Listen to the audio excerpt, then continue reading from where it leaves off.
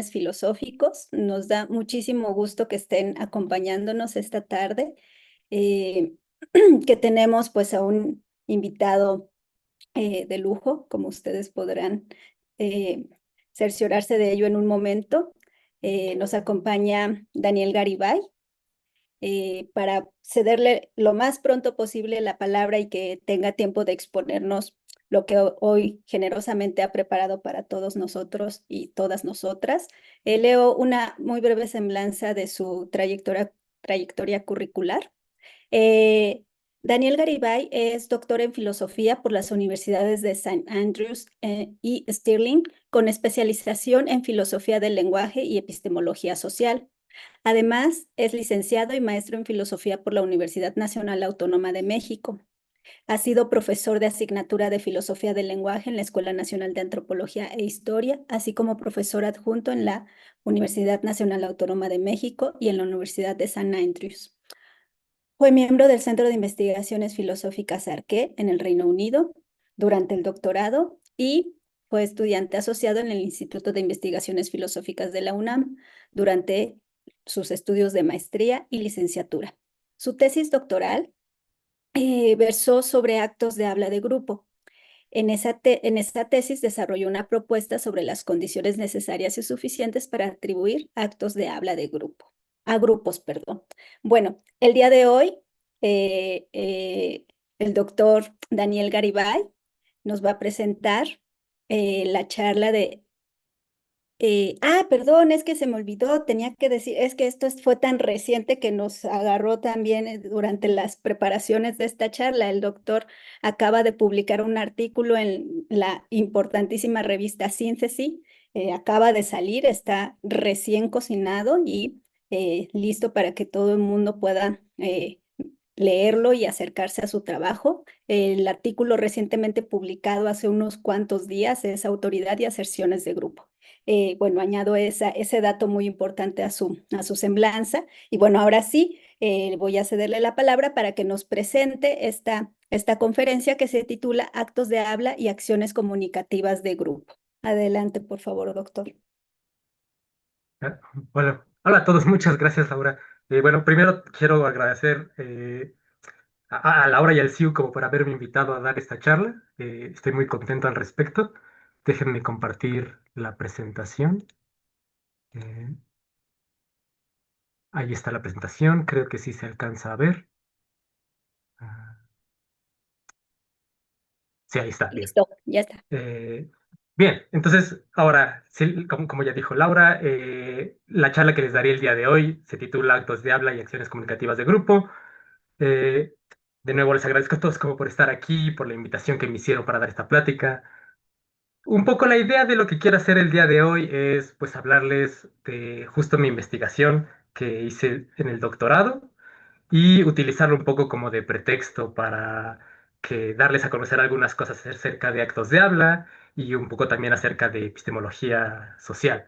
Eh, un poco también, como entiendo la idea, también objetivo de lo que voy a hacer el día de hoy. eh, no presupongo como que la gente que estamos aquí sabemos mucho de filosofía ni mucho de filosofía del lenguaje. Idealmente, si hice bien mi trabajo, esta charla será una charla que cualquier estudiante de licenciatura va a poder entender. Entonces, eh, empezamos con eso. Entonces, ¿cuál es el plan del día de hoy? Primero, introducirlos a los actos de habla. Va a ser una introducción breve. La siguiente parte va a ser presentar en específico el tema de actos de habla de grupo, qué es esto y con qué se come. Y por último, para compartirles un poco justo como de el trabajo reciente que he hecho, lo último sería de la plática decir un poco de, bueno, qué tengo yo para decir sobre este tema. Eh, y bueno, sí, ese es el plan como para el día de hoy. Entonces empezamos un poco con una breve introducción a los actos de habla. Bueno, ¿qué es esto? No, primero, una introducción rápida es qué son acciones como prometer, ordenar, prohibir, permitir, jurar, afirmar, preguntar, protestar, pedir, postular, explicar, conjeturar, casar, bautizar, etcétera. Hay un montonal de acciones que podemos hacer con las palabras. Eh, Ahora, con un poco de más detalle, la idea propuesta por Austin por ahí de los 60 del siglo pasado es que con el lenguaje podemos hacer un montón de cosas, ¿no? Podemos hacer cosas que van más allá de meramente transmitir información o describir el estado del mundo. Él en su época criticó mucho como la filosofía del lenguaje del momento porque se habían enfocado mucho en usos del lenguaje que tienen que ver como específicamente con expresar cosas que son verdaderas o falsas. Y él dice, bueno, hay un montón de cosas extra que podemos hacer con el lenguaje. Eh, entonces, por ejemplo, ¿no? Si yo les digo eh, que les prometo que llegaré a tiempo, no estoy informándoles que prometo hacer algo, ni estoy escribiendo como el hecho de que hice una promesa, sino que más bien al decir esas palabras estoy literalmente realizando la promesa, ¿no? Eh, si un profesor les dice, como te ordeno que guardes silencio, no te está informando acerca de cierta obligación que tienes, al hablar te está dando una orden, y incluso como con oraciones como declarativas, como la ventana está abierta, podemos utilizarla para hacer una petición, ¿no? Imaginemos que estamos en un cuarto en donde hace frío, está lloviendo, se está metiendo el agua, entonces alguien dice, la ventana está abierta, ¿no?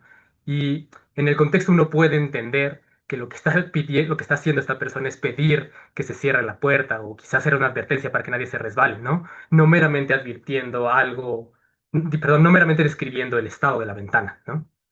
Entonces, bueno, primero, ¿por qué esto es importante? Eh, la primera razón es que, bueno, para que la comunicación sea exitosa, ¿no? No solo requiere que entendamos cuál es el contenido que se está expresando, no cuáles son las ideas o pensamientos que estamos diciendo, sino que es muy importante que entendamos cuáles son las acciones que están realizando al hablar. Eh, por ejemplo, si seguimos como los ejemplos que teníamos antes, si yo digo la ventana está abierta, pero mi auditorio no entiende que lo que pedí es que cerraran la ventana y lo único que entendieron es que afirme algo sobre el estado de la ventana, pues parece ser que la comunicación falló de una manera importante, ¿no? Entonces, entender cuál es la acción que estamos realizando es importante para saber, para entender, digamos, para tener como una comunicación exitosa. Entonces, ahora vamos a ver un poco de qué es lo que dice Austin al respecto de esto, que es el que inició este debate como lo conocemos ahorita, ¿no? Con la terminología de actos de habla. Eh, Austin distingue entre tres tipos de acciones que podemos realizar con el habla. Lo primero es el acto locucionario, que es meramente el acto de decir algo, que dice es de manera aproximada equivale a expresar cierta oración con un cierto sentido y referencia, que esto lo podemos entender meramente como expresar una oración que tiene significado en algún lenguaje. Esto lo podemos distinguir de un acto ilocucionario, que ya es el acto de que se lleva a cabo al decir algo, ¿no? Que podemos tomarlo como en contraste a el mero acto de decir algo. ¿Qué es esto de un acto al decir algo? Pues justo son las promesas, preguntas, órdenes. Como para hacer el contraste pueden pensar como un acto locucionario justo es meramente el acto de decir palabras con significado. Entonces pueden pensar, por ejemplo, una actriz en un escenario diciendo algo como juro que me vengaré. Definitivamente está realizando un acto locucionario, pero algo que no diríamos es que ella está realizando un juramento, ¿no? Ella como actriz no le atribuiríamos que juró algo, sino que meramente está haciendo como sí, ¿no? En cambio, siguiendo como nuestros ejemplos anteriores, si yo les digo algo como el día de hoy de prometo que voy a llegar temprano, ahí definitivamente sí realicé una promesa. ¿Bien? Entonces esta es como la diferencia entre un acto locucionario es como meramente el acto de decir palabras que tienen significado y un acto ilocucionario ya es como el acto de decir, de realizar acciones como prometer, preguntar, ordenar, protestar, etcétera. Y el último que podemos distinguir es lo que Austin llama el acto perlocucionario, que podemos entenderlo como los efectos que se provocan por decir algo. Los ejemplos como más tradicionales de los actos perlocucionarios pues son que causamos al hablar, es muy normal que causemos emociones y sentimientos en nuestro público, ¿no? Podemos hacer que nuestro público se emocione, se enoje, se tranquilice. Todo este tipo de efectos como emociones y sentimientos que de alguna manera no están bajo el control del hablante, ¿no? hacer una promesa definitivamente está bajo el control del hablante. Yo no necesito hacer nada más que decir, les prometo que voy a hacer X cosa para comprometerme con algo. Y en cambio, provocar como emociones o sentimientos en el público ya es algo que depende de cómo el público vaya a reaccionar, que no está como completamente bajo el control del orador, por más que sea un muy buen orador, ¿no?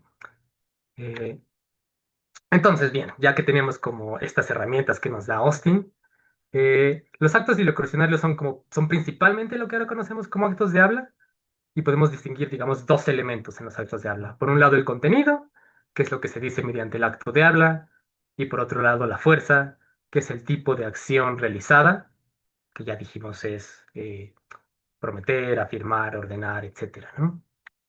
Eh, Seguimos como con el ejemplo que habíamos estado trabajando. El contenido de la ventana abierta es la proposición, digamos, el pensamiento, la idea de que la ventana está abierta. Y la fuerza puede ser o una petición o una afirmación, ¿no? Alguien que diga la ventana está abierta inmediatamente puede estar describiendo la ventana o puede estar haciendo una petición o una advertencia. Puede tener diferentes fuerzas, ¿no? A pesar de que tenga el mismo significado la oración, uno puede realizar diferentes acciones con la misma oración. Entonces, de manera normal, eh, la mayor parte de la gente en el debate asume que la fuerza y el contenido de una emisión son independientes. ¿Qué quiere decir que sean independientes? Que, bueno, dos actos de habla pueden tener el mismo contenido, pero diferente fuerza, o la misma fuerza, pero diferente contenido, como en nuestro ejemplo de la ventana. Si nada más se usa para hacer una afirmación, pues nada más tiene la fuerza de afirmar, pero si se usa para hacer una petición, pues ya tiene la fuerza de pedir. Entonces es una oración que tiene el mismo contenido semántico en dos usos diferentes, puede tener dos fuerzas, la fuerza de afirmar o la fuerza de pedir. Eh, y digamos, los ejemplos en los que tienen la misma fuerza pero diferente contenido son aún más sencillos. Eh, Imaginen algo como, por favor cierra la puerta y por favor cierra la ventana. Tienen contenidos diferentes porque uno es acerca de la puerta y el otro es acerca de la ventana, pero ambos son peticiones, entonces ambos tienen la misma fuerza, a pesar de que tengan diferente contenido. Ahora, eh, para nuestros propósitos del día de hoy, eh, esto es todo lo que voy a decir sobre actos de habla o sobre lo básico de los actos de habla. Es lo único que necesitamos, pero hay mucho más que podríamos hablar acerca de discusiones tradicionales o clásicas de actos de habla. Si quieren saber un poco más de esto, les recomiendo que justo vayan a un muy bonito texto que escribió Laura Campos, aquí presente, publicado en el 2020 en una edición, en una colección de colofón. Es un muy bonito texto introductorio, entonces si quieren saber más de estas cosas, yo les recomiendo que vayan ahí. Eh, para nuestros propósitos ahora, lo que quiero hablarles un poco es acerca de epistemología y ontología de grupos. Suena rimbombante, no se preocupen, vamos a hablar ahorita de qué es esto. Eh, y un poco, bueno, ¿por qué vamos a hablar un poco de esto? Bueno, pues porque si estamos hablando de actos de habla de grupos, tenemos que hablar un poquito de, bueno, qué son los grupos y como por qué nos interesan y qué es lo que ha intentado como discutir la literatura y los filósofos acerca de qué son los grupos. De nuevo, va a ser como una introducción como rápida. Em, entonces, bueno, la epistemología de grupos o epistemología social es la rama de la epistemología que estudia los fenómenos de conocimiento que están relacionados con grupos.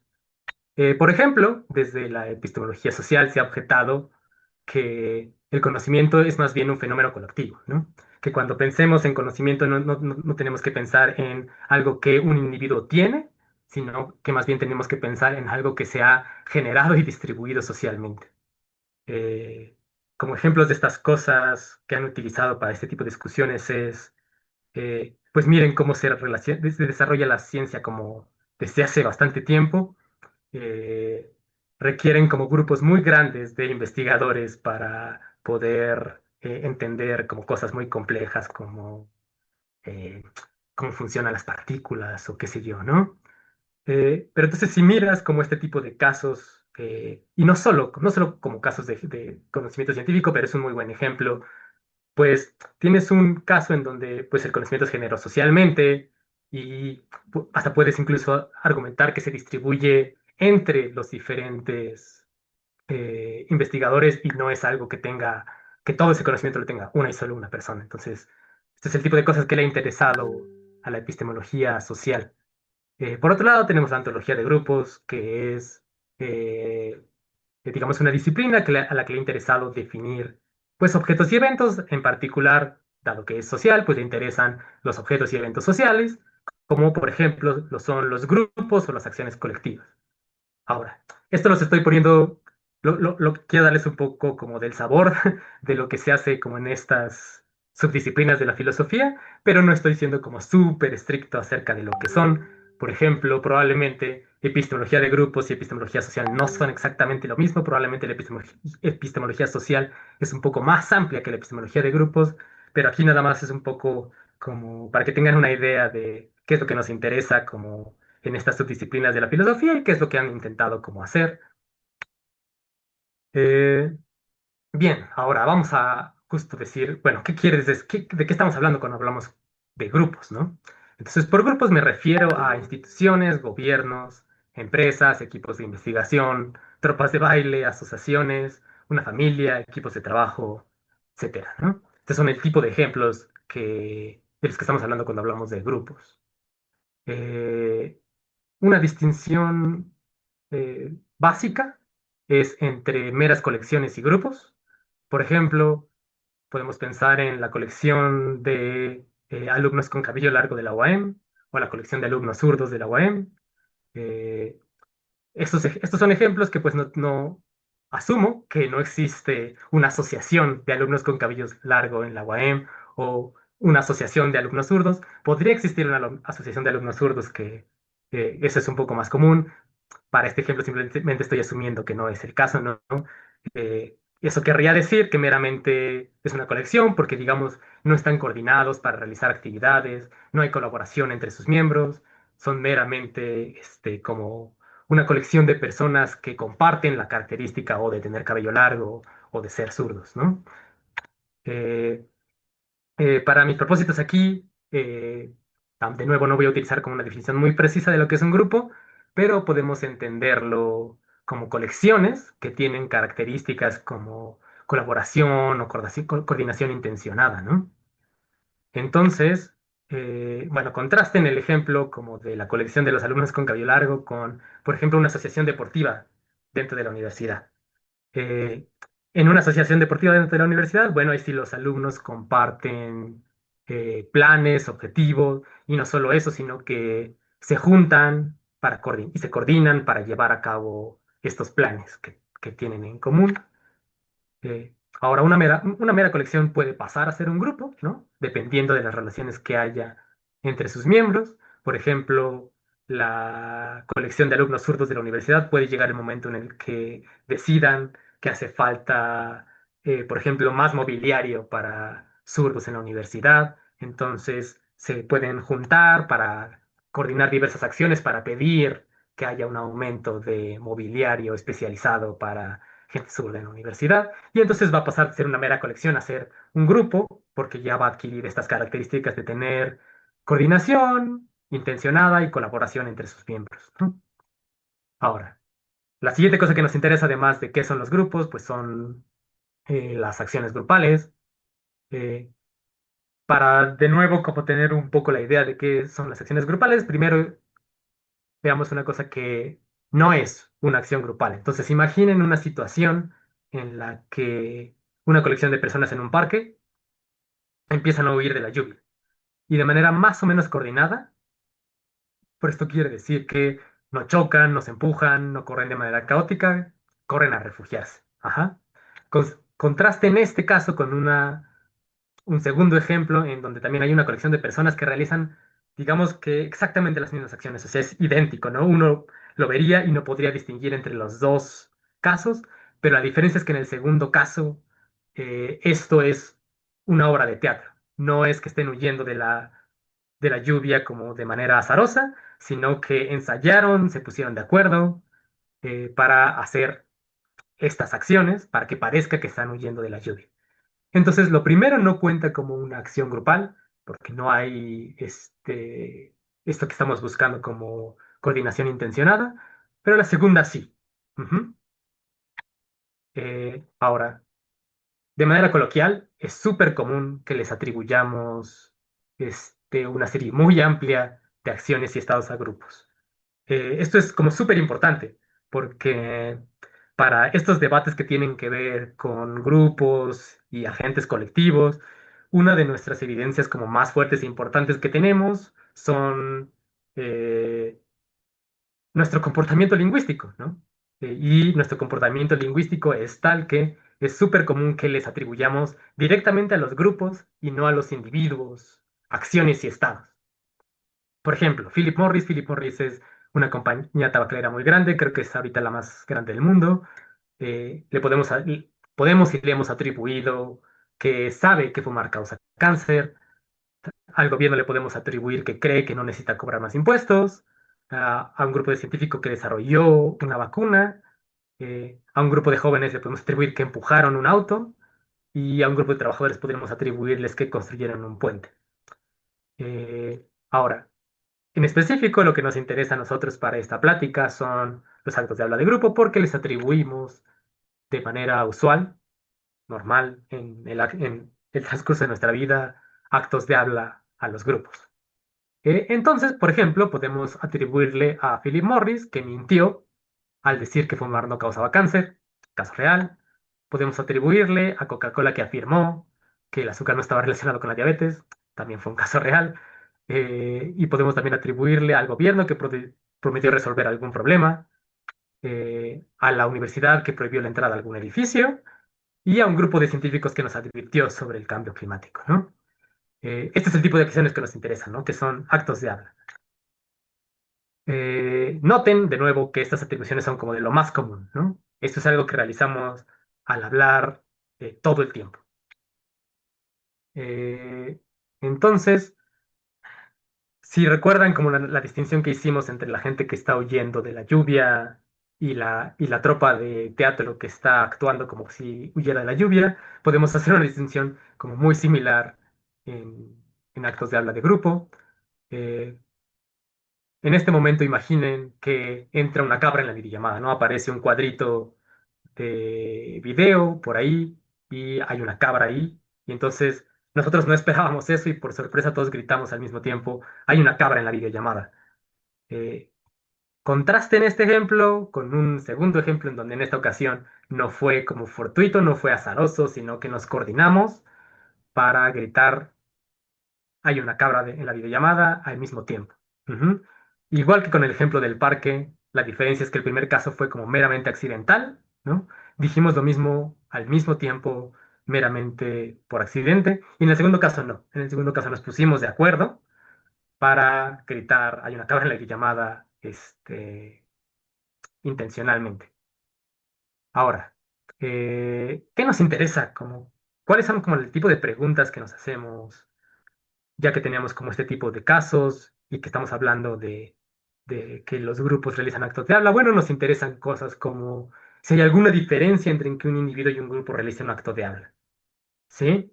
Eh, Nos interesa saber si el segundo puede reducirse al primero, es decir, si que un grupo afirme algo o prometa algo o prohíba algo, es meramente decir que un individuo eh, afirmó, prometió o ordenó eso. Como por ejemplo, un caso sería decir como, podemos reducir que el gobierno prometa algo, se puede reducir a que Claudia Sheinbaum en específico diga algo, sería un ejemplo. Otra pregunta que nos podemos hacer es, ¿en qué situaciones, cuáles son las condiciones en las que podemos atribuirle apropiadamente un acto de habla a un grupo?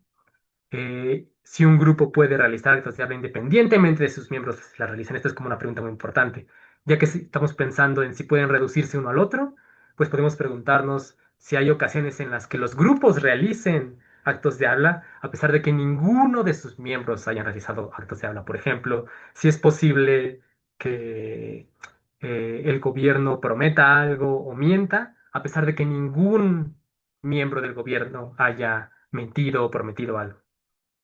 Entonces nos interesa, por ejemplo, la última pregunta sería como, ¿bajo qué condiciones sucede que un grupo y no un individuo o no meramente un individuo realice un acto de habla? Ujú. Esta es como la pregunta como más específica que me interesó durante la investigación, ¿no?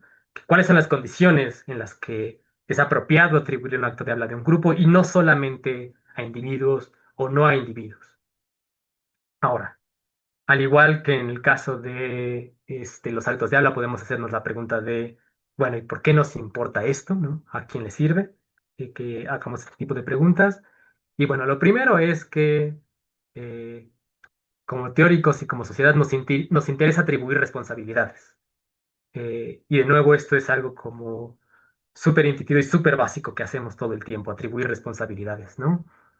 Eh, en una sociedad como la actual, que en la que los grupos tienen tanta importancia como nuestra vida, es saber cuándo podemos atribuirles responsabilidad a los grupos y cuándo a individuos. Ujú. Y como segundo componente, sabemos, y esto también es como algo, creo yo, como muy intuitivo, es que nuestras palabras generan compromisos, ¿no? Tanto para la audiencia como para el hablante, ¿no? Si yo afirmo algo, o sea, yo afirmo que P, me comprometo con que lo que acabo de decir es verdadero, ¿no? De modo que si alguien me reta acerca de lo que dije, por retar simplemente piensen en algo como de yo dije algo y alguien puede llegar y decirme, ¿cómo sabes eso? ¿Cuál es tu evidencia? ¿Qué razones tienes para creer eso, no? Si yo lo afirmé, pues tengo un compromiso con que lo que dije es verdadero, entonces más vale que o lo justifique de manera adecuada o me retracte. Eh, si realizamos una promesa, adquirimos compromisos con lo que prometimos, ¿no? Si yo les digo, prometo que voy a llegar temprano a esta plática, pues de nuevo, más vale que llegue temprano porque me comprometí con algo. Entonces, si nuestras palabras generan compromisos y nos interesa atribuir como compromisos y responsabilidades de manera adecuada entre grupos e individuos, pues nos interesa saber cuándo es que decimos que eh, por ejemplo, el dueño de una empresa mintió y cuando más bien decimos que es la empresa la que está mintiendo, ¿no? Podemos distinguir entre distintos tipos de responsabilidades, como éticas y legales y responsabilidades epistémicas, ¿no? También por eso es que esto es importante. Eh, no es exactamente lo mismo y no conlleva exactamente lo mismo que mi vecino me mienta a que mienta el gobierno o una empresa muy grande, ¿no? La segunda ocasión, si lo hace una empresa, muy probablemente hay repercusiones legales además de las éticas, ¿no? Además de estas, también hay, pues, responsabilidades que podemos llamar epistémicas, que esto quiere decir, eso tiene que ver de nuevo con cosas acerca del conocimiento, como, digamos, quién tiene las responsabilidades acerca de dar evidencia acerca de lo que es dicho, o quién tiene responsabilidad acerca de dar razones, quién podemos decir que puede reclamar autoría acerca de una teoría o autoría acerca de cierto cuerpo de información, ¿no? Y esto se liga con nuestra segunda razón por la cual esto es importante y es que es importante para entender nuestras prácticas epistémicas. Difícilmente podemos entender nuestras prácticas epistémicas. Con prácticas epistémicas quiero decir con todas nuestras actividades que están relacionadas con crear y difundir el conocimiento. Y difícilmente podemos entender este tipo de actividades si no entendemos cómo funciona el lenguaje, ¿no? El lenguaje es nuestro vehículo para transmitir y para plasmar conocimiento. Entonces, si queremos entender cómo funcionan nuestras prácticas epistémicas, pues nos interesa entender cómo es que el lenguaje sirve tanto para plasmar como para transmitir el conocimiento, ¿no? Bien, ahora, ya que vimos un poco de qué es lo que nos dice la epistemología social, la ontología social, y ya también introdujimos el tema de qué son los actos de habla de grupo y por qué nos interesan. Vamos a ver un poco ahora acerca de, bueno, qué es lo que han intentado, qué es lo que nos han dicho los filósofos acerca de estos casos, cuáles son las explicaciones que tenemos como disponibles hasta el momento. Y bueno, actualmente la visión dominante sobre los actos de habla de grupo es lo que yo llamo la visión disyuntiva. De acuerdo con estas propuestas, porque es un tipo de propuestas, no hay solo una propuesta disyuntiva, sino que es, digamos, una familia de propuestas. Hay dos tipos de actos de habla de grupo que deben ser explicados de manera separada. De acuerdo con este acercamiento, por un lado tenemos un tipo de acto de habla de grupo que está caracterizado por la coordinación con intenciones conjuntas, y por el otro lado tenemos actos de habla de grupo que más bien están caracterizados por utilizar voceros autorizados.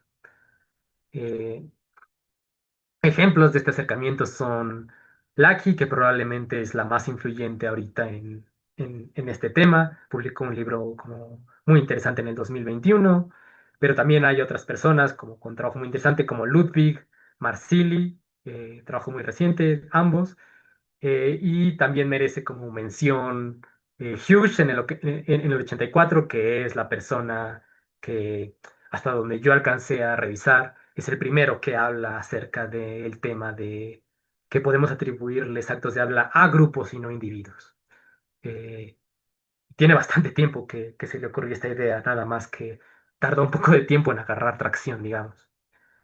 Eh, entonces, para meternos un poco más en esta propuesta de la visión disyuntiva, habíamos dicho que hay dos tipos de actos de habla de grupo. Por un lado tenemos lo que llamaré la clase coordinada, que aquí para simplificarlo un poco vamos a decir que un grupo G realiza un acto de habla del tipo coordinado, sí y solo sí.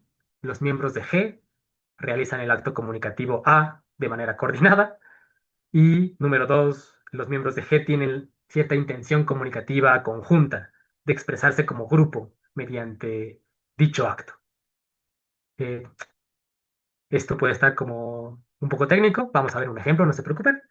Entonces, eh, los ejemplos más prominentes pueden pensar son cuando grupos de personas escriben un texto juntos, ya sea en línea o en físico, ¿no? Imaginen que están escribiendo un trabajo de la escuela, un cuento, lo que sea, con sus amigos, y ya sea que si lo tienen en un Google Doc en línea o se reúnen en persona para trabajarlo juntos, esto es un caso en el que se están coordinando y están como entre ustedes debatiendo y hablando para discutir, para escribir, perdón, un texto, ¿no? Entonces esto sería un caso de un acto de habla, digamos, coordinado, en donde hay un grupo de personas que escribieron un texto juntos y lo hicieron coordinándose y dialogando para escribir casi casi en tiempo real ese texto, ¿no?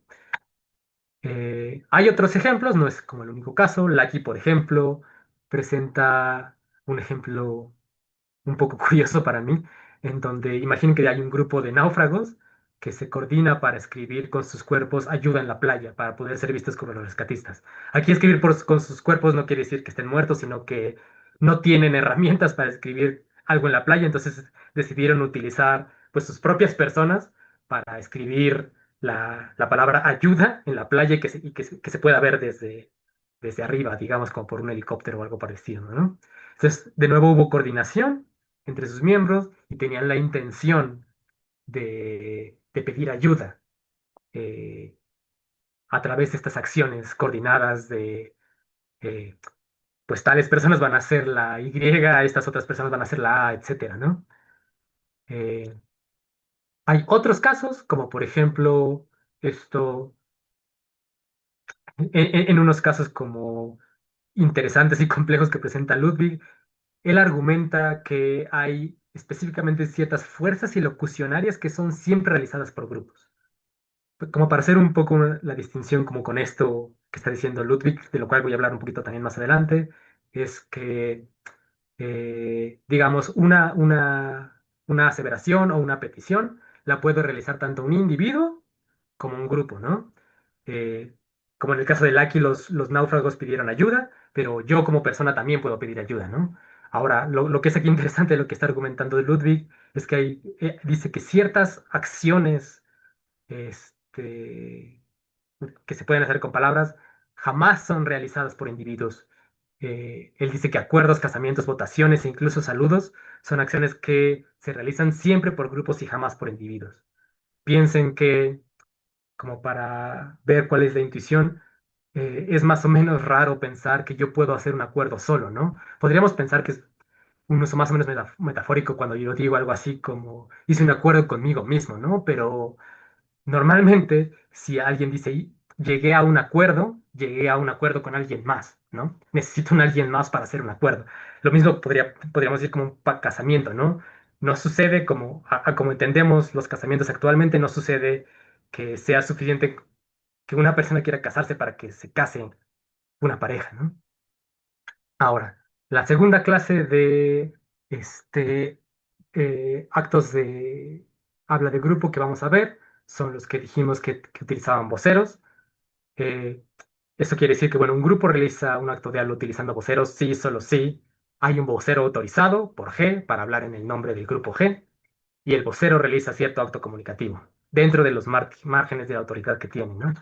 Estos ejemplos son un poco más sencillos, ¿no? Simplemente piensen en el vocero del gobierno prometiendo resolveremos el problema del agua del centro en el centro del país, o la vocera de la OEM diciendo algo como aumentaremos la inversión en investigación, o los voceros de la compañía Philip Morris asegurando fumar no causa cáncer, ¿no? Entonces la diferencia es que en el caso coordinado tienes un grupo de gente que actúan todos ellos juntos para realizar el acto comunicativo en nombre de un grupo y en cambio, en los ejemplos de voceros, tienes una sola persona que está representando a un grupo más grande y hablando en el nombre de un grupo más grande con la debida autoridad, ¿no?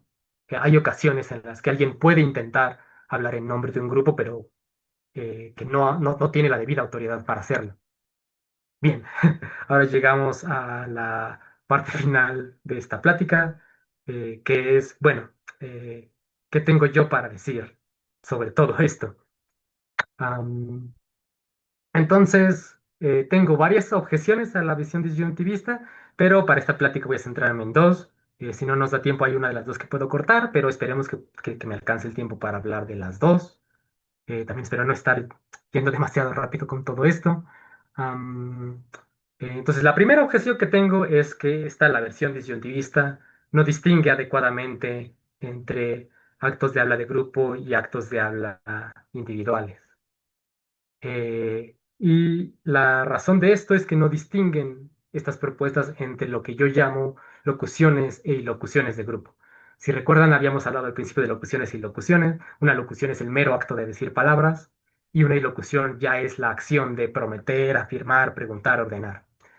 Eh, Ahora, podemos utilizar esto para hacer una distinción entre locuciones de grupo, que una locución del grupo me refiero a cuando los miembros de un grupo colaboran para producir una oración con significado en un lenguaje, ¿no? Como estos casos colaborativos en los que nos podemos todos juntos escribir un texto o en donde los náufragos utilizan sus cuerpos para producir el mensaje, ¿no? Eso es lo que llamaríamos una locución de grupo.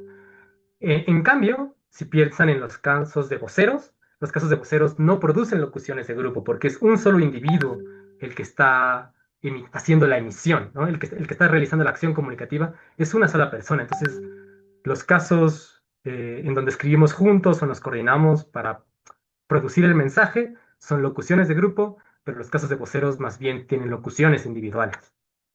Eh, y segundo, podemos distinguir las ilocuciones de grupo que por esto quiero hablar de cuando el acto de habla es atribuible a un grupo y no solo a individuos.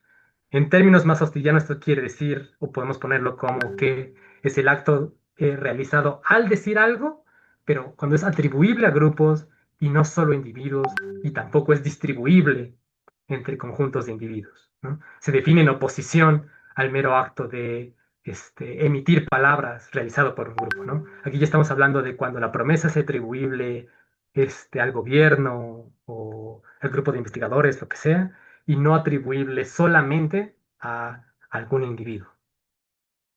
Como ya les dijo Laura, esto lo pueden checar en un bonito texto que salió recientemente, que está de libre acceso, entonces cualquiera puede acceder al artículo. Eso también está muy, muy bien. Eh, entonces, veamos un ejemplo para ilustrar esta distinción que estoy haciendo. Imaginemos que contrato una tropa de artistas escénicos para que me ayuden a pedirle matrimonio a mi pareja, ¿no? Entonces, imaginemos que con sus cuerpos, son muchas personas, y se contorsionan para escribir la pregunta, ¿quieres casarte conmigo, no? Y que ella lo pueda ver como desde lo alto de un edificio.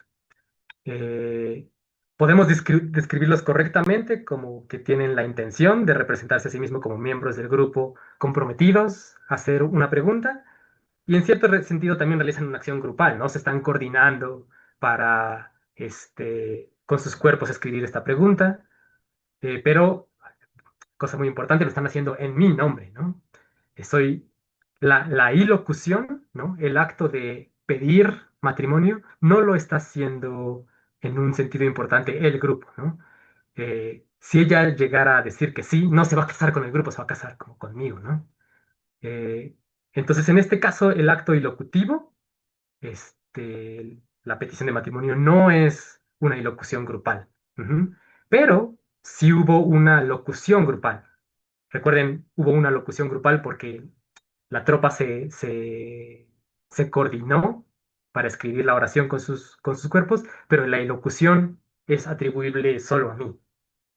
Eh, entonces esto nos da como la consecuencia de que locuciones y locuciones de grupo son independientes, y esto es porque, si recordamos el caso de los voceros realizan locuciones individuales, pero y locuciones de grupo. Ujú. Es decir, que ellos el acto de emitir palabras lo realizaron solitos, pero la promesa o afirmación o lo que hayan hecho es atribuible al grupo. En cambio, en el ejemplo anterior fue un acto en donde la locución fue realizada por un grupo y la locución es atribuible solo a un individuo. Entonces, eso quiere decir que no se implican una a otra, ¿no? Tanto las locuciones individuales pueden realizarse al mismo tiempo que locuciones de grupo, y las locuciones de grupo pueden realizarse al mismo tiempo que locuciones individuales. Entonces, si no hay una relación fuerte entre ellas. Eh, eh, bien, entonces esta es la primera razón por la que creo que fracasa la propuesta disyuntiva. Ahora veamos rápido como cuál es la segunda razón por la que o- creo que hay un problema como con las propuestas disyuntivas. Esto es algo que, esta segunda objeción va específicamente al trabajo de Ludwig, ¿no? Recuerden que Ludwig es la persona que dice que hay ciertas fuerzas ilocucionarias que necesariamente son realizadas por grupos, y habíamos dicho que es acuerdos, casamientos, votaciones, incluso saludos, este, son el tipo de fuerzas ilocucionarias que necesariamente tienen que ser realizadas por grupos. Ahora, él, como él las define, lo que las caracteriza de acuerdo con él son un patrón de llamada y respuesta. ¿Qué quiere decir esto? Quiere decir que estos actos de habla lo que tienen de particular es que demandan una respuesta particular del interlocutor. Ujú. Eh, como, como, por ejemplo, de acuerdo como lo pone Ludwig, es esto de que cuando uno saluda a alguien, ¿no? Si saludas a tu vecino, levantas la mano para saludarlo, esto de alguna manera demanda que que tu vecino te responda el saludo. O un acuerdo, si queremos hacer un acuerdo entre ustedes y yo, necesitamos, si yo les digo, "Ah, bueno, te propongo esto, pues esto de alguna manera requiere que ustedes acepten para que el acuerdo se realice". Entonces, esto es lo que él llama como un patrón de llama de respuesta. Entonces, ¿cuál es el problema que yo le veo a esto? El primer problema es que es con la definición. Esto de tener un patrón de llamada y respuesta es demasiado general. Hasta donde yo lo veo, prácticamente cualquier acto de habla demanda cierta respuesta. Entonces, él lo que quiere hacer es como identificar o individuar cierta colección de actos de habla que requieren ser realizados por grupos, pero para individuarlos se está utilizando esta propiedad de patrón llamada y respuesta, y casi cualquier acto de habla tiene el patrón de llamada y respuesta. Entonces, él quiere que estos actos irreduciblemente colectivos de alguna manera sean un club exclusivo, pero si casi cualquier acto de habla tiene un patrón de llamada y respuesta, pues el club no es tan exclusivo como él quiere.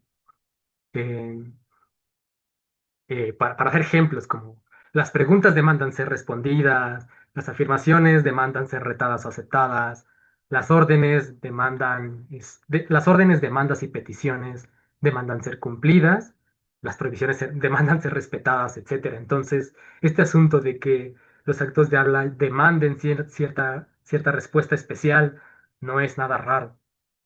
Entonces, esta propiedad, la caracterización que él ofrece no nos da lo que estamos buscando. El segundo problema son algunos de sus ejemplos. Por ejemplo, él dice que los saludos tienen este patrón de llamada y respuesta, pero aquí hay algo muy raro de que, como hay un contraste, ¿no? De si yo saludo a mi vecino y mi vecino no me responde mi saludo, eso no quiere decir que no lo haya saludado, ¿no? Quizá quiere decir que le caigo mal y por eso no me quiso responder el saludo, pero definitivamente lo saludé. Eh, Esto en cambio no ocurre con los acuerdos, ¿no? Pueden pensarlo como de, si no hay al menos dos personas que se estén dando la mano para hacer un acuerdo, pues definitivamente no hubo un acuerdo o un matrimonio. Si una de las dos personas no dijo acepto, pues definitivamente no se casaron.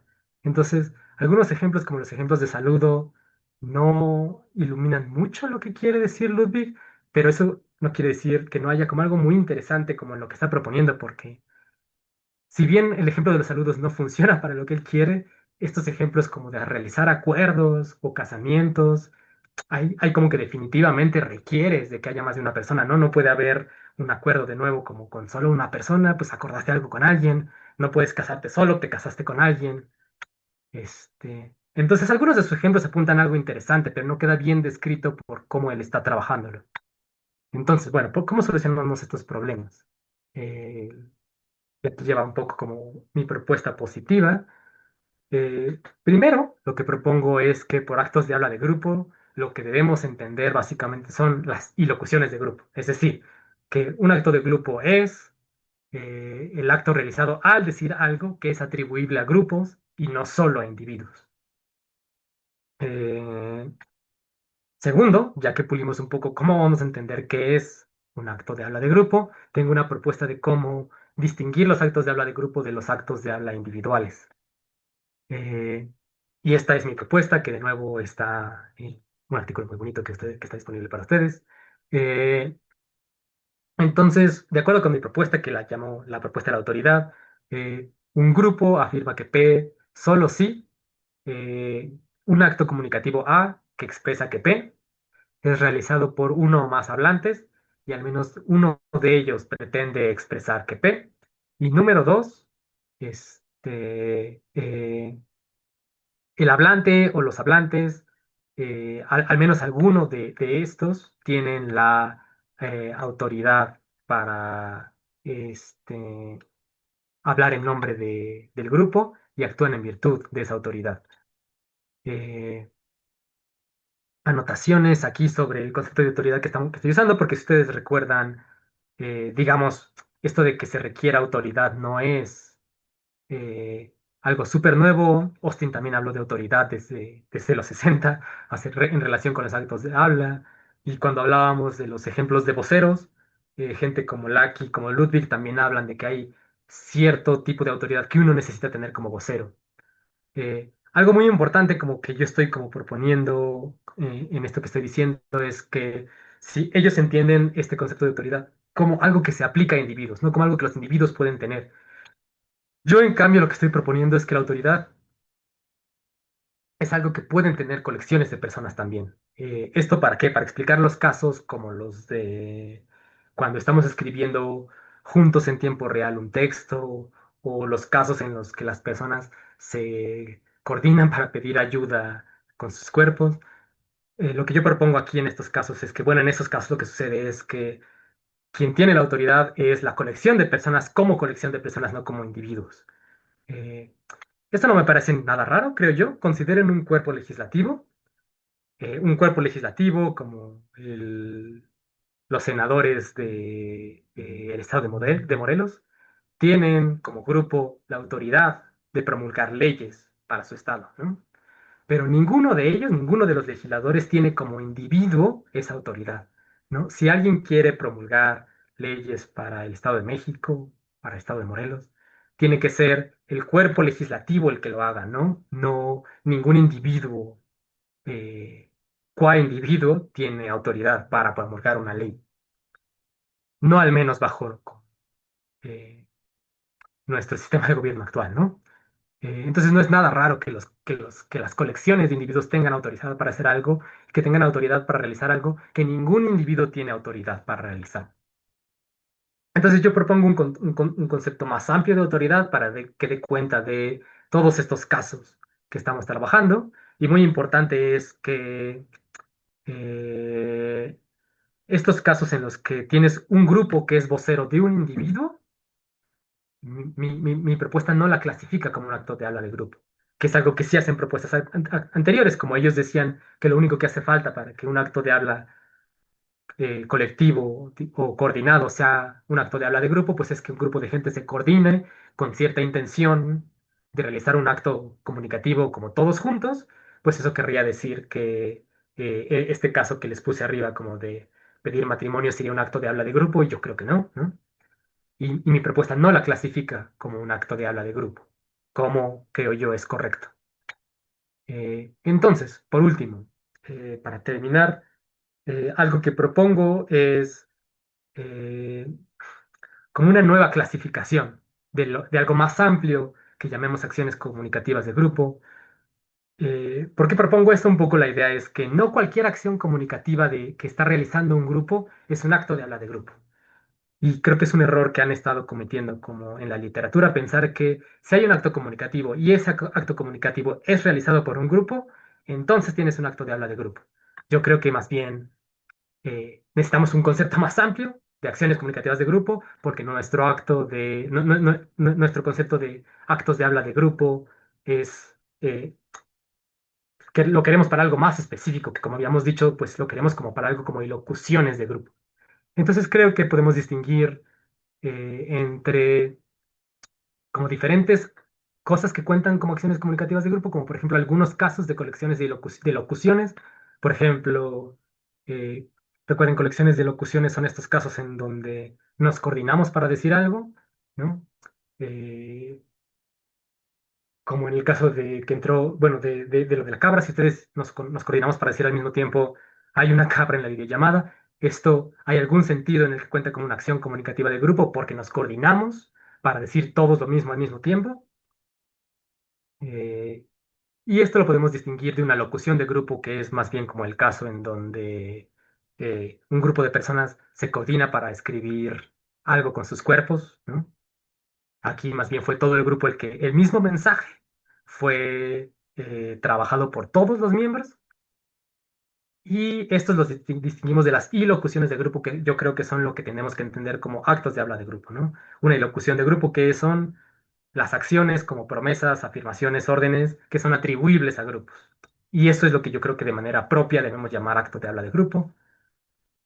Y por último, distinguir esto también de las ilocuciones colectivas, que son estos casos como ciertas fuerzas ilocucionarias especiales como lo son los acuerdos o los casamientos, que es que esta categoría más bien tendría ciertas fuerzas ilocucionarias especiales que requieren necesariamente de ser producidas por grupos.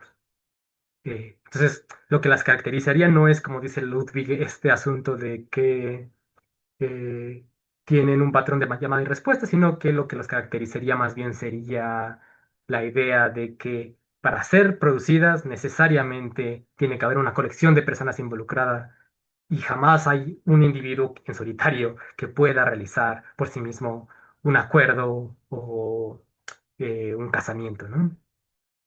Entonces, con esto termino como el material que tengo preparado para presentarles el día de hoy. Les agradezco mucho como por haber venido y de nuevo agradezco mucho a Laura y al Sillo por haberme invitado el día de hoy. Muchas gracias. Al contrario, Daniel, los agradecidos y afortunados y afortunadas somos nosotros. Muchísimas gracias por esta plática muy buena, muy clara además, y tocando los temas tan amplios, pero de una manera puntual y agradecemos además que lo hayas hecho de una manera sencilla. Este, Voy a dar paso a las preguntas. Por favor, anímense. Tenemos la oportunidad de que Daniel nos explique este, estos temas. Se vale cualquier pregunta, desde la más básica hasta aquellas que metan en problemas la propia teoría de Daniel. Pues bueno, tenemos ya dos preguntas y yo no voy a quitar más el tiempo para que podamos, pero para que puedas, para que puedas responderlas. Muchísimas gracias. Y bueno, otra vez la invitación para que se animen a preguntar. creo que es un tema muy cercano a todos y a todas, es el lenguaje y es lo que hacemos en el lenguaje y eso no nos puede ser ajeno a ninguno, a ninguna. Y Daniel, como bien dijo, bueno, creo que no dijo eso, pero tendría que, pero estoy segura que lo sabe. Pues eso, si no nos explica lo que hacemos, pues no va bien. Ese es el reto, ¿no? De explicar que estas teorías, pues expliquen lo que hacemos. Bueno, sí lo dijo, claro, cuando nuestra principal evidencia es que usamos ese tipo de misiones para atribuir acciones a grupos y en particular acciones, este, de uso del lenguaje, ¿no? Ya no voy a, lo menos comprometida que pueda, sí, actos de habla, pero comunicativos, en fin. Entonces, pues eso, nos es cercano, y creo que pues podemos aprovechar muy bien para que Daniel nos ayude a entender qué es esto que hacemos cuando atribuimos eh, actos de habla o usos del lenguaje a grupos y no a individuos. Bueno, Armando Lavalle, muchas gracias Armando Lavalle por seguir estas transmisiones. Pregunta lo siguiente, una pregunta sobre los actos perlocucionarios. Estos son cualquier efecto que la audiencia tiene después de escuchar una cierta emisión o son algo como los efectos típicos que una emisión se espera que provoque. Por otro lado, hay actos perlocucionarios grupales también. Excelente charla, muchos saludos. Si quieres puedo volver a leer, no sé si, leer primero la primera parte de las preguntas y luego la última, como tú me digas, Daniel. Creo que sí, sí las capté. A ver, primero justo Muy- voy como por la primera, de si son, a ver, era si por un lado son como cualquier efecto que se pueda producir o si son como efectos que tengan como cierta regularidad. Tipicidad, ajá. Este, ah, si no me equivoco, puede ser cualquier efecto, como intencionado o no intencionado, producido por un acto de habla, ¿no? Eh, o sea, es muy común que cuando hablemos tengamos como ciertas intenciones. Si yo les prometo a alguien que voy a llegar temprano, quizá mi intención es tranquilizar a esas personas. Entonces, se puede lograr que tenga el efecto de tranquilizar a esas personas, pero puede haber otros efectos que yo no esperaba, como que alguien que pensaba llegar tarde diga, ah, ahora tengo que llegar temprano. Entonces, incluso efectos que no sean intencionales pueden entrar como dentro de los actos perlocucionarios, eh, con tal de que sean, digamos, efectos de nuestras palabras. Ahora, si hay actos perlocucionarios de grupo, eh, es algo que no he pensado honestamente, o sea, en algún momento me cruzó la idea, pero no es algo que haya desarrollado como honestamente. Supongo que tiene que haberlos, pero hasta el momento no se me ha ocurrido como qué es lo que los haría especiales, ¿no? Que sería como lo interesante aquí, es de si los actos perlocucionarios de grupo son diferentes en algún sentido sustantivo de los actos perlocucionarios individuales, y no, todavía no tengo razones para pensar de que haya una manera interesante en que sean diferentes. Gracias, Daniel. Eh, Hay otra pregunta de Enrique Meléndez. Enrique Meléndez, bueno, no sé, y Armando nos puede decir si está conforme con la respuesta o este, insistir. Eh, Nos pregunta Enrique Meléndez, desde esta aproximación, fuerza ilocucionaria e intención comunicativa se diferencian de alguna manera. Esa es una muy buena pregunta. Es algo en lo que no entré a detalle en esta plática para nada, porque digamos que hay diferentes acercamientos. Justo como habíamos dicho, hay muchas discusiones en actos de hablas de las que no me dio tiempo de hablar. Entonces, por ejemplo, para darle un poco como de carnita a esto que me estás preguntando, Austin es una persona que cree que los actos de habla son acciones convencionales. Eso quiere decir que él cree que si bien las intenciones comunicativas tienen algún papel importante en los actos de habla, no son esenciales. Para él lo que es esencial es que haya un proceso convencionalmente decidido que nos diga qué es lo que tenemos que hacer para realizar el acto de habla, ¿no? Como su modelo son como los procesos que hay en una corte, entonces justo pueden pensar como realizar una objeción en una corte. Definitivamente hay un proceso como muy bien delimitado de qué es lo que cuenta como hacer una objeción cuando uno está en una corte, ¿no? Y uno no es, no, para Austin no necesariamente uno necesita como tener cierta intención, ¿no? Si uno realizó el proceso como está escrito, la serie de instrucciones, uno realizó el acto de habla. Pero hay otras personas, como lo son Strawson, por ejemplo, que creen que hay por lo menos cierto grupo de actos de habla que sí requieren esencialmente una intención comunicativa. Por ejemplo, ellos creen que los actos de habla como más básicos, como lo son las afirmaciones, las preguntas y las peticiones, estas sí están individuadas por la acción comunicativa que tiene el hablante.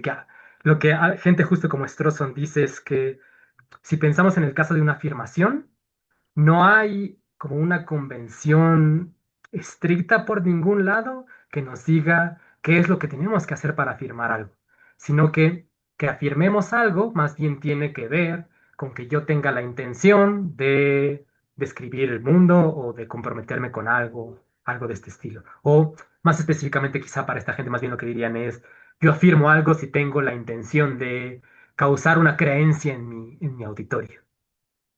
Eh, entonces, eh, como para utilizar esto, como para hacer para responder la pregunta como original que era de si es lo mismo una intención comunicativa que una fuerza ilocucionaria, bueno, originalmente Austin diría que no, que una fuerza ilocucionaria está definida convencionalmente y la convención puede incluir una intención comunicativa, pero no es esencial.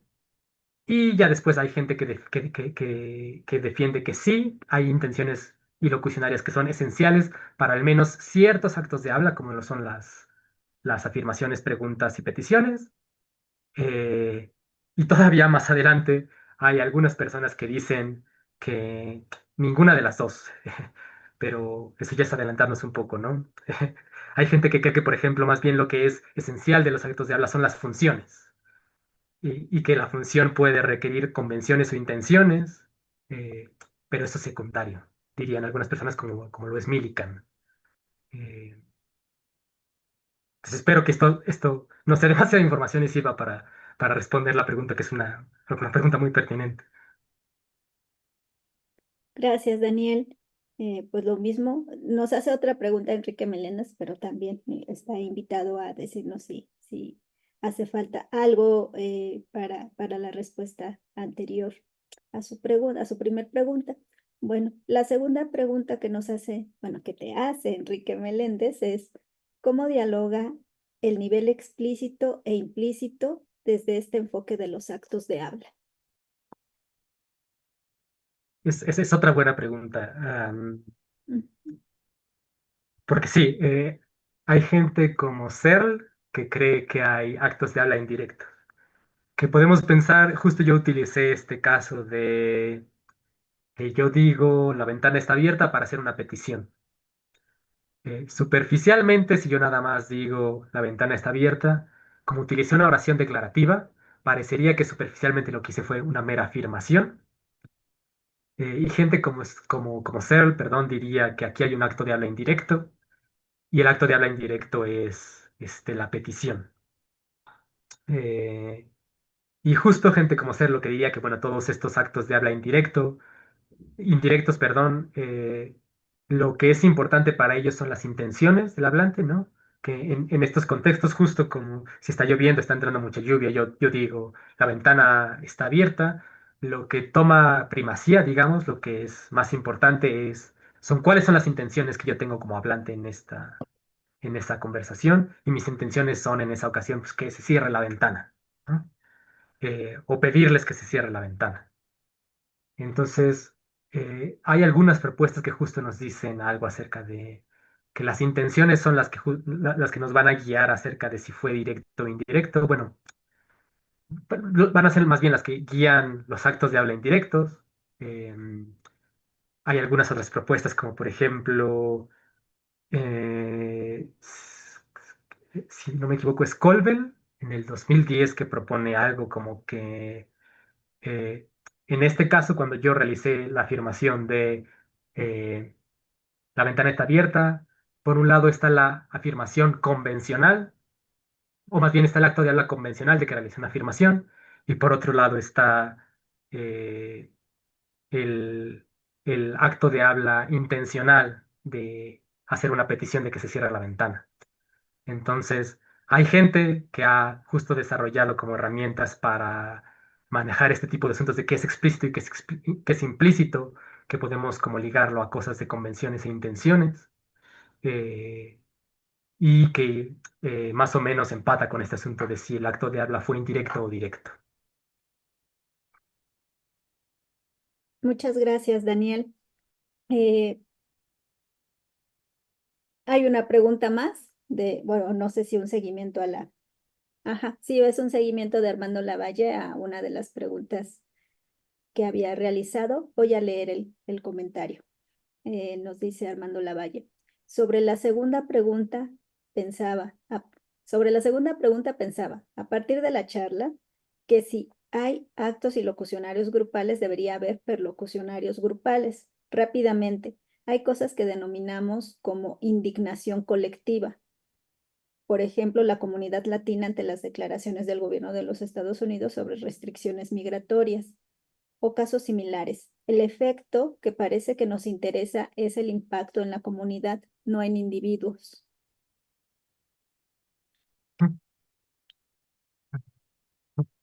Está muy interesante eh, la sugerencia.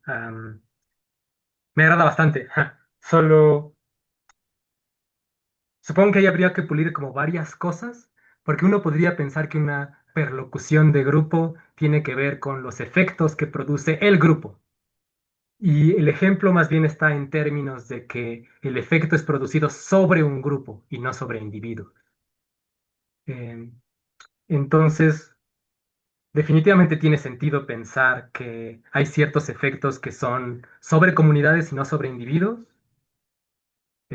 pero supongo que hay estas dos maneras en las que podríamos pensar o que podríamos distinguir entre perlocuciones de grupo. Una perlocución de grupo, por un lado, podría ser los efectos que está causando un grupo al decir al decir algo, y por otro lado están efectos que son causados al decir algo sobre este, comunidades.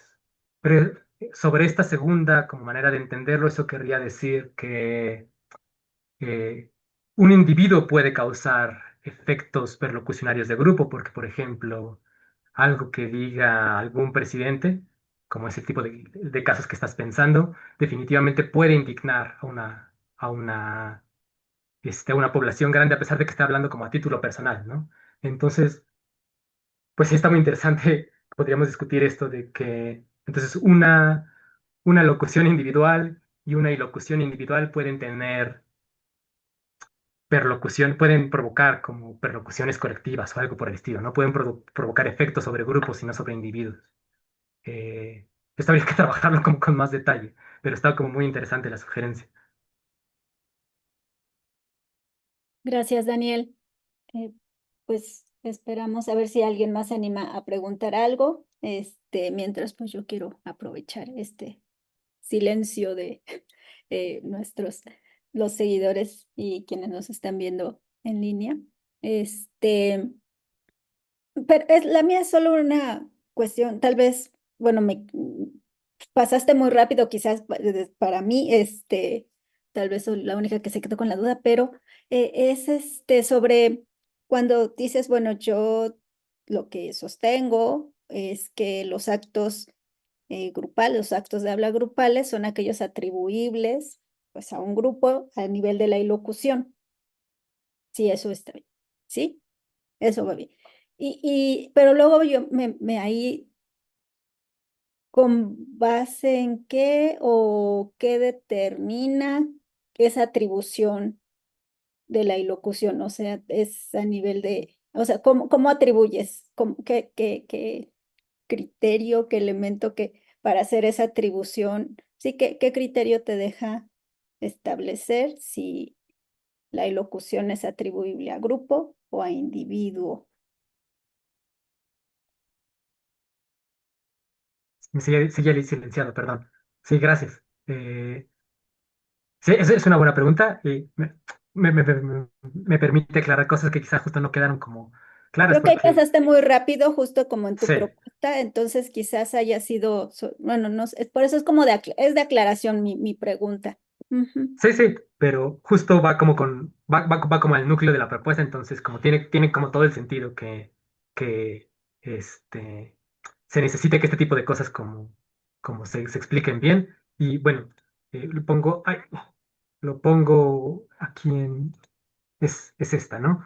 Entonces, bueno, sí, yo digo que un acto de habla de grupo es justo estas ilocuciones que son atribuibles a grupos y el criterio que yo creo que es como el adecuado para decir cuándo es atribuible a un grupo es esto, lo que yo llamo la propuesta de la autoridad, que es, am, para simplificarlo un poco, sería la idea de que se le puede atribuir a un grupo cuando el acto comunicativo es realizado por alguien o alguienes que tienen la autoridad para hablar en nombre de ese grupo. Eh, Ese sería como el criterio como que yo propongo para decir que la ilocución es atribuible en grupo.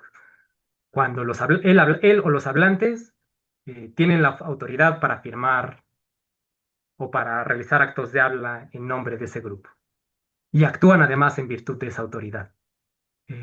Eso ayuda un poco, o si quieres, quizá todavía hay cosas que hace falta como aclarar aquí. No, no solo que es la respuesta, pues me lleva a pensar eh, también en parte con lo que te comentaba Enrique Meléndez, sobre el papel de las intenciones y las convenciones,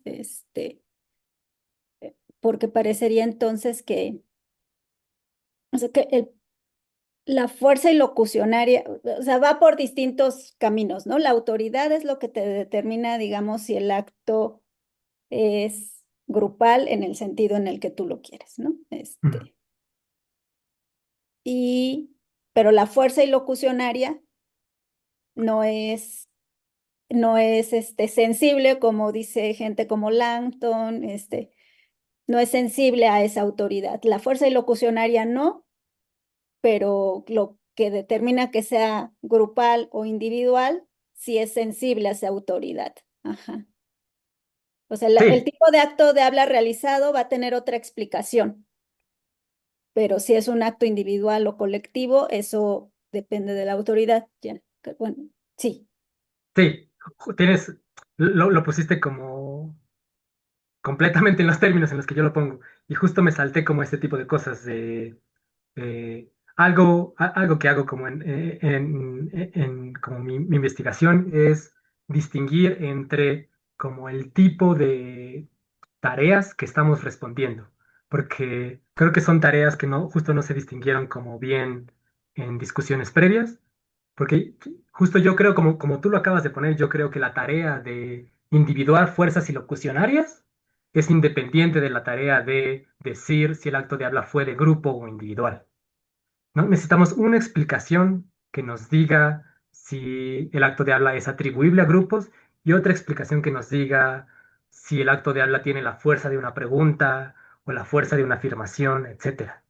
Entonces, esta propuesta lo único que hace es decir que la ilocución, cualquiera que sea, es atribuible a grupos. Pero ya si quieres tú preguntarte, bueno, ¿y cuál ilocución es? Entonces ya necesitas tú más bien una propuesta que te diga eh, qué es esencial a las preguntas o qué es esencial a las promesas, etcétera. Y probablemente también necesitaríamos trabajar un poquito en una generalización como de eso, ¿no? Como, por ejemplo, las propuestas que a mí me gustan mucho son las propuestas de licencias y compromisos, ¿no? Porque además creo que casan muy bien con mi teoría de... Pero esas para responder sobre la grupalidad o individualidad o sobre la colectividad y la individualidad. las de licencias y compromisos para explicar la fuerza ilocucional. Ah, también. Entonces, Ajá. digo, perdón, no, no es que también, porque no sé qué determina qué explicación tengas acerca de la autoridad, que yo asumí y sin notarlo, pues que tendría que ser una explicación pues normativa, pero no necesariamente.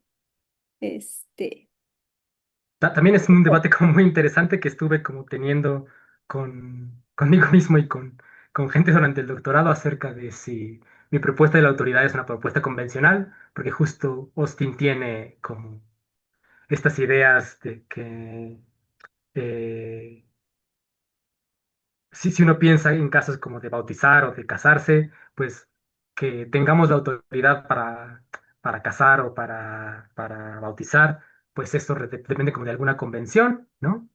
Entonces, ¿hay alguna versión en la que mi propuesta es como una propuesta convencional, como más sosteniana?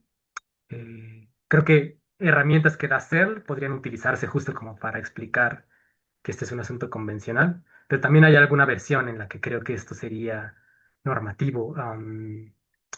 Estas son como preguntas como muy interesantes acerca de como los fundamentos de la propuesta, em, eh, con los que todavía honestamente tengo algunos como problemas yo mismo, pero eh, supongo que eh, como mi manera preferida de verlo hasta el momento es, bueno, que primero hay un montón de maneras de adquirir la autoridad para hablar en nombre de un grupo, ¿no? Y esto depende mucho del grupo del que estemos hablando. Esto está un poco detallado en el artículo porque justo aquí no tuve como tanto tiempo, pero justo podemos pensar en hay grupos democráticos en donde la autoridad se decide de manera democrática. Hay grupos que surgen como de manera más orgánica, en donde, por ejemplo, podemos imaginar un grupo de protestantes y el grupo de protestantes requiere de un vocero y entonces surge un poco de manera orgánica un vocero. Muchas veces simplemente es porque hay alguien que sabe hablar bien o que tiene ideas claras o que tiene mucha energía y con eso es como suficiente como para que los miembros del grupo, en este caso los miembros de la protesta, acepten que esa persona va a ser su vocero para esta ocasión. Entonces, hay muchas maneras de adquirir autoridad, algunas oficiales, como sucede para grupos establecidos, como instituciones, gobiernos y demás, y algunas muy espontáneas, como lo son para grupos que surgen como en el momento. Em, yo creo que justo como cómo explicamos cómo se obtiene la autoridad, pues depende de la naturaleza del grupo, pero yo creo que normalmente va a tener, yo creo que va a tener, quítale el normal, y normalmente va a tener como una naturaleza convencional. No se va a requerir que el grupo en cuestión realice un acuerdo, aunque sea momentáneo, eh, para que tal persona o tales personas lo representen. Sí, muchas gracias, Daniel. Sí, solo estoy justo pensando, pues eso, también, si en algún momento esta autoridad sería la misma que pasa con pues actos de habla sensibles a la autoridad, como dar órdenes, ¿qué pasa con esa autoridad? Requerida para realizar la elocución de la orden, ¿no? Se requiere autoridad del hablante. Y si además esa orden es realizada por un grupo, esta autoridad es la misma y solo se distribuye o bueno, de alguna manera se colectiviza o van igual por caminos diferentes, porque una es la autoridad requerida para la elocución y otra es la autoridad requerida para la acción colectiva. En fin, solo era lo que pensaba. eh, y no te no voy a preguntar, solo, este, porque está muy interesante, muy interesante, Daniel, y pues desafortunadamente nos tenemos que ir, porque, bueno, porque para mí está muy interesante la charla, pues no me queda más que agradecerte, ojalá que nos vuelvas a acompañar cuando quieras compartirnos un nuevo paso de esta investigación tan interesante, tan importante, pues muchas gracias, Daniel. Eso es todo lo que yo quiero decir en este momento. Gracias. No sé si tú quieres decir algo, añadir Sí, algo. pues solamente creo que me queda como agradecer como a ti por invitarme, al CIU y a todos por sus preguntas, Armando por seguir estas conferencias. Ya, espero que esto sirva como para que la gente se interesa como por este tipo de discusiones que yo creo que son como muy interesantes, pero que también tienen como eh, pues mucha importancia, no solo como para entender como lo que hacemos, sino como para eh, pues de hecho realizar ese tipo de actividades, creo yo. así es, Daniel. Pues muchas gracias a todos y a todas las personas que nos acompañaron esta tarde. Y sobre todo también agradecer a las personas que han hecho esto posible, el maestro Luis Cabrera en la transmisión, el maestro Ernesto Alonso en el diseño y la difusión, por supuesto a las autoridades del CIU que nos permiten tener este espacio que viernes a viernes compartimos con todos y con todos y todas ustedes. Muchas gracias. Bonita tarde.